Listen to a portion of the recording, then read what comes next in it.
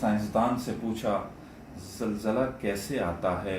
वो बोला ज़मीन के अंदर प्लेटें हैं, वो टकराती हैं, ज़लज़ला आ जाता है। पूछा क्यों आता है, वो खामोश हो गया। फिर नबी का फरमान याद आया, फिर हम बोले, फिर अल्लाह के हबीब सल्लल्लाहु अलैहि वसल्लम का फरमान याद आया।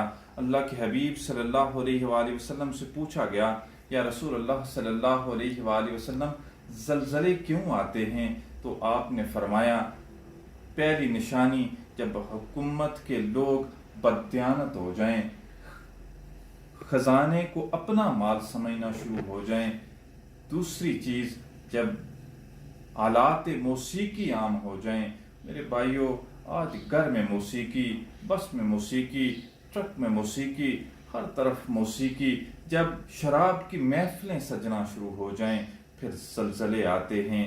जब वालदा को धक्के दे के उसकी इज्जत को तार तार किया जाए, फिर ज़लज़ले आते हैं।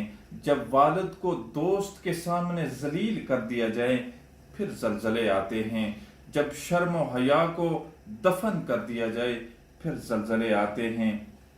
जब कबीले का फासिक इंसान, कबीले का बुरा इंसान उस कबीले का सरदार बन बैठे, तो फिर ज़लज़ले आते हैं।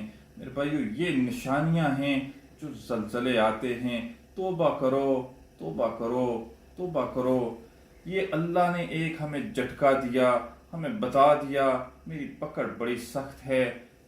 मेरे भाइयों, वक्त है, अभी भी मोहलत मिली है, अपने अल्लाह से तौबा करो। आज ही यहाँ से उठो तो तौबा करके उठो। मेरे और आपके आका सल्लल्लाहु अलैहि वसल्लम का फरमान है, हदीस कुदसी है, ए इब्ने आदम, तू इतने गुनाह कर कि ज़मीन और आसमान के दरमियान के खला को भर दे। सिद्ध के दिल से क्या, या अल्लाह मेरी तौबा मैं सारे ही माफ़ कर दूंगा, मैं सारे ही माफ़ कर दूंगा।